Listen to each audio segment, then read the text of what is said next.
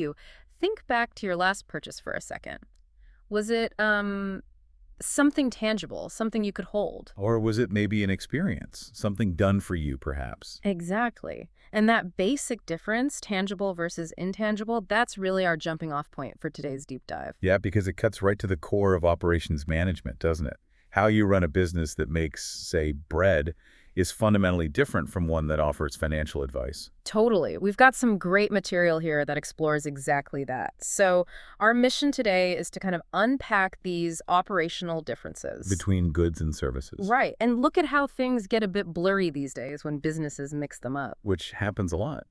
But the key thing, really, is that good operations management is vital. Whether you're making widgets or providing, I don't know, haircuts, the approach just shifts. Okay, so let's start with the solid stuff. Tangible goods. We're talking physical products, clothes, cars, electronics. Things you can touch, store, see. And a really defining feature, like our sources point out, is the separation between making it and using it. Yeah, the customer isn't usually hanging around the factory floor, are they? Not usually. Think about Yakult, those little drinks. They're made in a plant somewhere, shipped, stored. And then you pick it up days or weeks later. There's that time lag. Exactly. And that separation allows for inventory. You can make them ahead of time, keep stock. Plus, there's often a big push for standardization, making each one the same. Makes sense. Consistency is key there. Okay, so let's flip to the other side.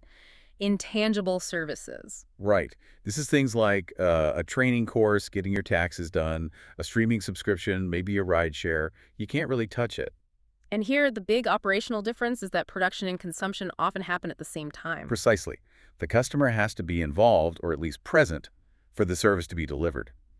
You mentioned a haircut earlier. Perfect example. You need to be in the chair. You can't get a haircut mailed to you. Definitely not. Or think about advice from, say, Commonwealth Bank. You're interacting while the service is being provided. That immediacy changes everything operationally. It really does. And unlike that bottle of Yakult, you can't store a service, can you? An unsold plain seat or an hour with no client. It's gone forever. Perishable, in a way. Yeah. And services often lean more towards being customized, tailored to you. Yeah, much more differentiation, less standardization compared to many goods. But, as you hinted earlier, the real world today isn't always so black and white, is it?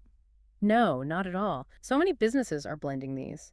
You buy a car that's a good, but it comes with a warranty and service plan. Those are services. Or your internet provider. They give you the broadband connection, the service, but maybe they also provide the modem, which is a tangible good. Exactly. It's this mix that's becoming, well, almost the norm for a lot of companies. It really is. Yeah. And whether you're primarily goods-focused or service-focused or a blend, you need that operations function running smoothly underneath it all.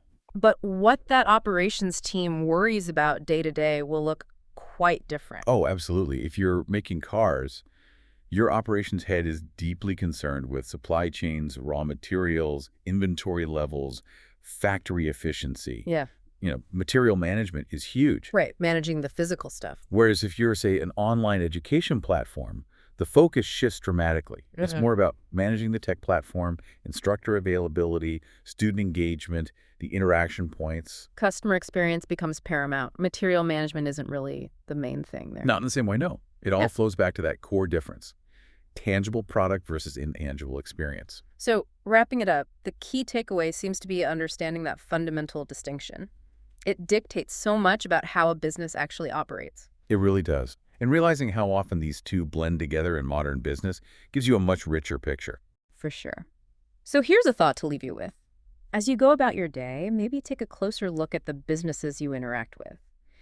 Can you spot the tangible goods versus the intangible services they offer? See where they blend. And maybe think about how seeing that might change how you view them, either just as someone using their stuff or maybe even professionally in your own field. How does that distinction play out where you are?